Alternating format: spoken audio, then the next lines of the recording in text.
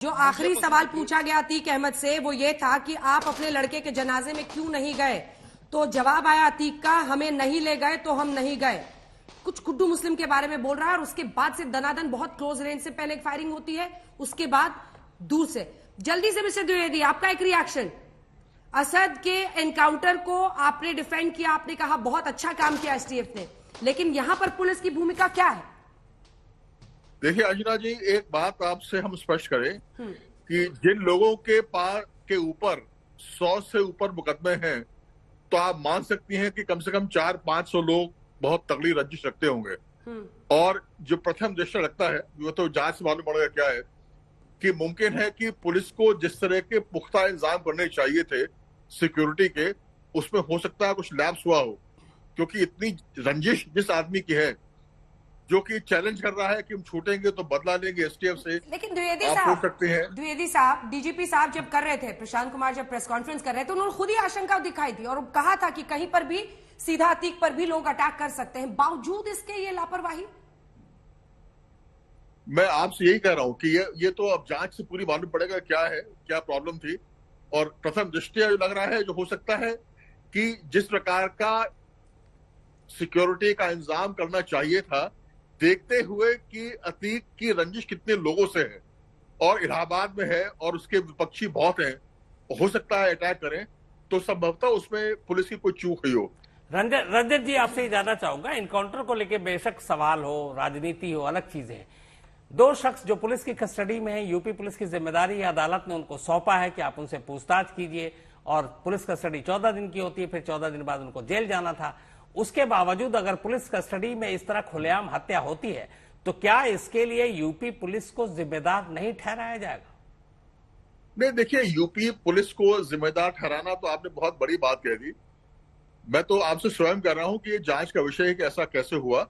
एक संभावना मैं खुद व्यक्त कर रहा हूं कि ये देखते हुए कि इनका इतना आपराधिक इतिहास था, इनके कम से कम 400-500-600 लोगों से बहुत तगड़ी रंजिश रही होगी। एक सेकंड, आपको टोकरी से लौट रही हूँ। सुब्रत पाठक इस वक्त सांसद बीजेपी की क्या कह रही है, पहले सुना देते। मैं लौट रही हूँ सर, सुनिए। बीजेपी सांसद, पुलिस कस्टडी में जिस प्रकार से आज अतीक अहमद और उसके भाई की जो हत्या हुई है, ये निराशाजनक है।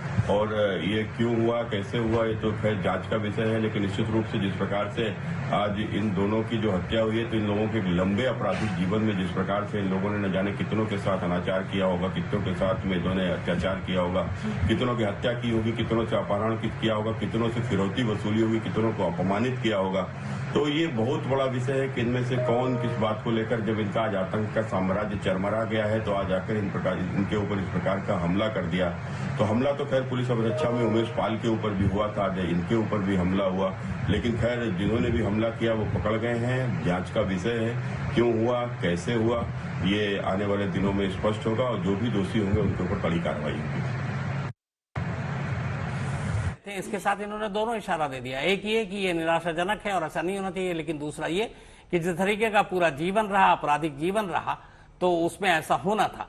मैं ये कह रहा हूं अंजना कि एक एनकाउंटर और दूसरा पुलिस कस्टडी में इस तरीके की चीजें, इसको लेकर अभी तक जिस तरीके की बात विपक्षी पार्टियां उठा रही थी, राजनीति इस पे भी होगी, आप देख लीजिएगा कल परसों से।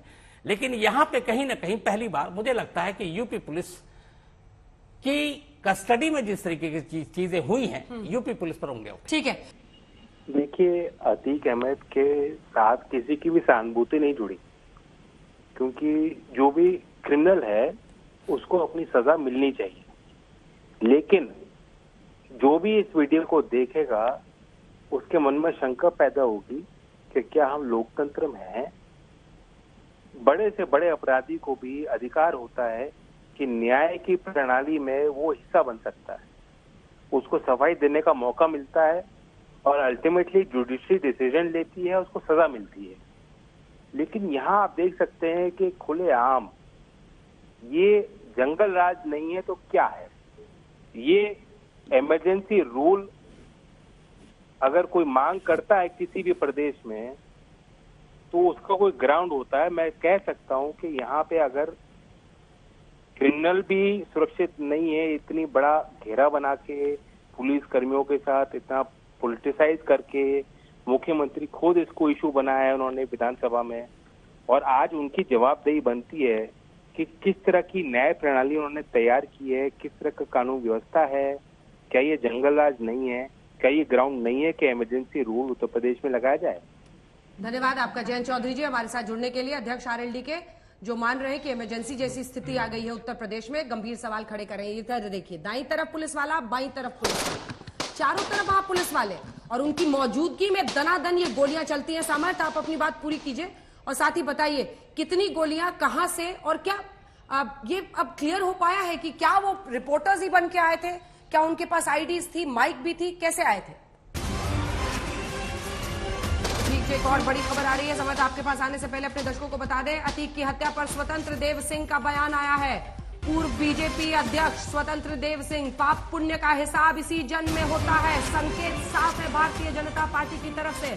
मौजूदा सरकार में मंत्री हैं, पूर्व बीजेपी अध्यक्ष हैं उत्तर प्रदेश के, और स्वतंत्र देव सिंह कह रहे हैं कि पाप पुण्य का हिसाब इसी जन्म में होता है। एक तरफ जंगल राज का आरोप लगा रहे हैं विपक्षी नेता, तो दूसरी तरफ स्वतंत्र देव सिंह का ये बयान है जिसमें वो सीधे कह रहे हैं। अरविंद ओझा हमारे साथ एक बार फिर से जुड़ गए हैं। अरविंद, क्या अपडेट है और सियासी एनकाउंटर शुरू हो गया इस पर? जी बिल्कुल, देखिए, और मैं आपको जरा एक बार क्राइम सीन रिक्रिएट करने की कोशिश करता हूं। ये देखिए बाहर इस तरह से ये पुलिस फोर्स जो आप तैनात है, इस तरीके से जरा प्रदीप गुप्ता आपको दिखाएं, ये पुलिस इस तरह से तैनात थी। और ये जो मेडिकल कॉलेज है, ये इसका एंट्री गेट है। यहाँ से जो तमाम मीडिया कर्मी है, अतीक और अशरफ, और भारी सुरक्षा में जो पुलिसकर्मी उनके साथ थे, वो इस गेट से एंट्री करते हैं। अब इस एंट्री गेट से ठीक इस जगह पर ये देखिए, ये एंट्री गेट है जहां पर भीड़ भाड़ होती है, पुलिसकर्मी होते हैं और जब बाइट दे रहे होते हैं, जो तस्वीर है वो आपने देखी। और ठीक इसी जगह पर बाकायदा पहले से ऐसा लगता है, जिस तरह का ये इंसिडेंट है, तस्वीरें विचलित कर सकती है, एफएसएल की टीम यहाँ पर मौजूद है। और वो पिस्टल दिखाइए प्रदीप गुप्ता, ये जो पिस्टल है ये हमलावरों की पिस्टल है। पिस्टल बाकायदा उन्होंने यहीं पर छोड़ दी। वो कैमरा दिखाइए, ये माना जा रहा है कि वो कैमरा लेकर ही जो हमलावर थे वो आए थे। 3 बाइक ये जो मानी जा रही है कि जो हमलावर है उन्हीं की बाइक है। प्रॉपर रेकी की गई है। हैरानी की बात है कि पुलिस को भनक नहीं लगी।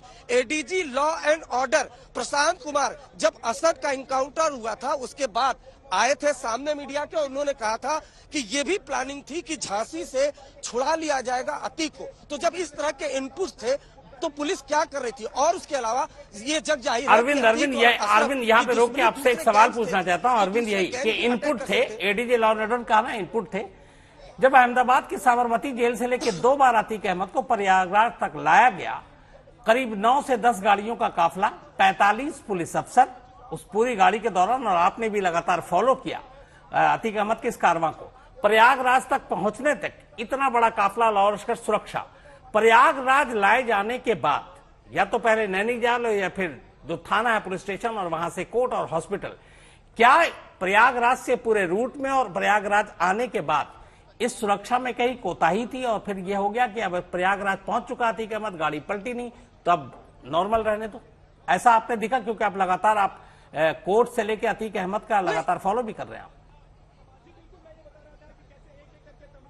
नहीं, बिल्कुल, देखिए, जिस तरह साबरमती से जब जेल से ला रही थी पुलिस, 2 बार लाया गया था, दोनों बार मैं खुद, आज तक की टीम खुद उस कॉन्वॉय को फॉलो की थी। उस दौरान भारी सुरक्षा होती थी, लेकिन धूमनगंज से जब कल पुलिस टीम लेकर गई थी, उस तरह की सुरक्षा व्यवस्था नहीं दिखी थी। आज भी उस तरह की सुरक्षा व्यवस्था नहीं दिखी थी। ठीक है, एक सेकंड आपको टोक रही हूं। दिनेश शर्मा जी, पूर्व उप मुख्यमंत्री उत्तर प्रदेश के, हमारे साथ इस वक्त फोन लाइन पर जुड़ रहे हैं। दिनेश जी, विपक्ष अभी से कह रहा है कि ये जंगल राज हो गया। आपकी पुलिस की मौजूदगी में जो दोनों अपराधी पुलिस की कस्टडी में थे, उन पर गोलियां दागी गई हैं और उनकी हत्या कर दी गई है। कैसे डिफेंड करेंगे ऐसी घटना को? कार के अंदर हूँ और मैं बाहर जा रहा हूँ जी। ये घटना को अभी मैंने आपके टेलीविजन के माध्यम से और लोगों के माध्यम से ही सुना है। ये संवेदनशील मुद्दा है और मैं समझता हूँ कि ये जांच का विषय है कि पहले जांच हो जाए और सरकार का अधिकृत पक्ष आ जाए, उसके बाद ही इस पे कुछ कहा जा सकता है कि ये गैंगवार है या किस प्रकार का ये प्रकरण है। निश्चित रूप में ये संवेदनशील मुद्दा है और एक बड़ी घटना है और अभी शासन का पक्ष आना बाकी है। निश्चित रूप में जो शासन है वो विधिक कार्रवाई करेगा, जो भी इसमें कठोरतम कार्रवाई होगी। दिनेश जी, आप जितना संयम दिखा रहे हैं, ऐसा संयम स्वतंत्र देव सिंह जी ने तो नहीं दिखाया है। पूर्व बीजेपी अध्यक्ष हैं जिनके नेतृत्व में आप लोग पिछला चुनाव लड़े, जीते, और जो अब जल शक्ति मंत्री हैं यूपी सरकार में, उनका ट्वीट पढ़ के सुनाती हूं। पाप पुण्य का हिसाब इसी जन्म में होता है। दिनेश जी। नहीं, ये साधारण बात है कि पाप पुण्य के संदर्भ में किसी ने टिप्पणी करी है, लेकिन मैं अपनी टिप्पणी में इतना ही कह सकता हूं कि बगैर समझे भी इस पे कुछ कहना उचित नहीं है। ये प्रकरण वास्तव में है क्या? सरकार कोई भी काम बगैर विधिक प्रक्रिया के नहीं करती, और जो भी नियम कानून है, माननीय न्यायालय है, उनके दिशा निर्देशों के अनुसार ही उत्तर प्रदेश सरकार काम करती है। दिनेश जी, आपने एक लाइन कही, आपने एक बात कही कि जांच के बाद ही पता चलेगा। आपने बहुत अच्छी चीज कही। मैं सिर्फ एक बहुत ही सीधा सा सवाल है, किसी भी राज्य में चाहे वो अपराधी हो या आम आदमी हो, इस तरह से खुलेआम इतनी पुलिस की सुरक्षा के बीच में अगर शूट आउट हो और गोली चले, इसको आप लॉ एंड ऑर्डर या कानून व्यवस्था के तौर पर किस तरीके से लेते हैं? बिहार की अपराध बढ़े थे, शायद अपराध को कम करने के लिए सरकार के कठोरतम कार्रवाइयों के प्रतिफल आने शुरू हुए हैं। और अब तमाम जगह तो आप जो उत्तर प्रदेश में आज शांति देख रहे हैं, उसका वजह यही है कि सरकार ने कठोरतम कार्रवाई। लेकिन ये अभी जो हुआ, इसको हम शांति के रूप में कैसे देख सकते हैं? तमाम पुलिस के बीच में 3 लोग आते हैं, खुलेआम गोली चलाते हैं, मीडिया के कर्मी वहां मौजूद हैं, उनमें से किसी को गोली लग सकती थी। तो ये कैसी शांति या फिर कैसा सब कुछ है दिनेश जी? देखिए, मैं कह रहा हूँ कि कुछ ना कुछ घटनाएं ऐसी जरूर हैं कि अभी पूरी तरीके से सब कुछ समाप्त हो गया, ऐसा नहीं कहा कि अभी घटनाएं ना हो। इसकी प्रक्रिया पे सरकार तेजी से काम कर रही है, और मुझको लगता है कि सरकार ने उत्तर प्रदेश में बेहतर काम किया है कानून व्यवस्था के संदर्भ में। लेकिन अब इस प्रकार की घटनाएं घटी हैं, जांच के बाद आएगा कि इस पे किस प्रकार की करने वाले घटना में कौन लोग थे, उनके खिलाफ क्या कार्रवाई हो। मैं समझता हूँ अधिकृत बयान। लेकिन आपको लगता नहीं कहीं ना कहीं यूपी पुलिस सुरक्षा देने में नाकाम रही? इन दोनों को कोर्ट ने इजाजत दी थी पूछताछ के लिए। नहीं, अभी ऐसा कहना ठीक नहीं है कि नाकाम रही। कई बहुत जगह कामयाबी आई हैं, कभी कभी औचक इस प्रकार की घटनाएं होती हैं, लेकिन सरकार उसके त्वरित कार्रवाई करती है। पहले क्या होता था कि घटनाएं घटती थी और सरकार मौन रहती थी। अब सरकार कार्रवाई होती है, अगर कोई इस प्रकार की विध्वंसक कार्रवाई होती है तो सरकार उसका प्रत्युत्तर भी करती है। अगर सुरक्षा में कमी रही है दिनेश जी, तो क्या सरकार यूपी पुलिस के जो संबंधित लोग हैं उनके खिलाफ कार्रवाई करेगी? नहीं, देखिए, चाहे पुलिस का होता है चाहे कोई और रहता है, सरकार जब कार्रवाई करती है तो निष्पक्ष कार्रवाई होती है। जो भी लोग दोषी पाए जाते हैं, अपने विभिन्न विषयों में देखा होगा कि कई अफसर के खिलाफ भी कार्रवाई होती है, ऐसा नहीं है। अच्छा, आपको लगता नहीं है कि इनकाउंटर वाले पे तो राजनीति हो रही थी, लेकिन इस जो कुछ अभी हुआ अतीक और अशरफ के बाद, इसके बाद विपक्ष को एक बहुत बड़ा हथियार मिल गया और मौका मिल गया आपकी सरकार पर अब उंगली उठाने का? वो पूछ रहे हैं जंगल राज पर, अखिलेश यादव लिख रहे हैं। वो जंगल राज की बात कर रहे हैं सर सीधे। देखिए, विपक्ष क्योंकि मुद्दा विहीन है और वो किसी न किसी प्रकार को मुद्दा बनाता है, किसी भी घटना को वो कोई भी रूप दे देते हैं। लेकिन ये घटना घटी है, सरकार इसको हर घटना को गंभीरता से ले रही है यूपी की। ये भी एक गंभीर मुद्दा है और सरकार, आप देखेंगे कि आपको 1-2 दिन में पूरी विषय सामने आएंगे, और अगर कोई पक्ष दोषी होगा तो वो भी कानून के कटघरे में सामने आएगा। दिनेश जी, आखिरी सवाल दिनेश जी आपसे। मैं आपको जितना जानता हूं पर्सनली, आप बहुत ही सज्जन इंसान हैं। आपके हिसाब से जिस तरीके से इस तरीके से सड़क पर खुलेआम गोली चले और पुलिस की मौजूदगी में मीडिया कर्मी मौजूद हो, किसी को भी घायल हो सकता है, तो इसको कैसे देखते हैं आप? फोन धन्यवाद आपका। नहीं, अभी ऐसा कहना ठीक नहीं है कि नाकाम रही। कई बहुत जगह कामयाबी आई हैं, कभी कभी औचक इस प्रकार की घटनाएं होती हैं, लेकिन सरकार उसके त्वरित कार्रवाई करती है। पहले क्या होता था कि घटनाएं घटती थी और सरकार मौन रहती थी। अब सरकार कार्रवाई होती है, अगर कोई इस प्रकार की विध्वंसक कार्रवाई होती है तो सरकार उसका प्रत्युत्तर भी करती है। अगर सुरक्षा में कमी रही है दिनेश जी, तो क्या सरकार यूपी पुलिस के जो संबंधित लोग हैं उनके खिलाफ कार्रवाई करेगी? नहीं, देखिए, चाहे पुलिस का होता है चाहे कोई और रहता है, सरकार जब कार्रवाई करती है तो निष्पक्ष कार्रवाई होती है। जो भी लोग दोषी पाए जाते हैं, अपने विभिन्न विषयों में देखा होगा कि कई अफसर के खिलाफ भी कार्रवाई होती है, ऐसा नहीं है। अच्छा, आपको लगता नहीं है कि इनकाउंटर वाले पे तो राजनीति हो रही थी, लेकिन इस जो कुछ अभी हुआ अतीक और अशरफ के बाद, इसके बाद विपक्ष को एक बहुत बड़ा हथियार मिल गया और मौका मिल गया आपकी सरकार पर अब उंगली उठाने का। वो कि पूछ रहे हैं कानून जंगल व्यवस्था क्या राज हालत- पर, अखिलेश जंगल यादव राज- लिख रहे हैं। वो जंगल राज की बात कर रहे हैं सर सीधे। देखिए, विपक्ष क्योंकि मुद्दा विहीन है और वो किसी न किसी प्रकार को मुद्दा बनाता है, किसी भी घटना को वो कोई भी रूप दे देते हैं, लेकिन ये घटना घटी है, सरकार इसको हर घटना को गंभीरता से ले रही है यूपी की।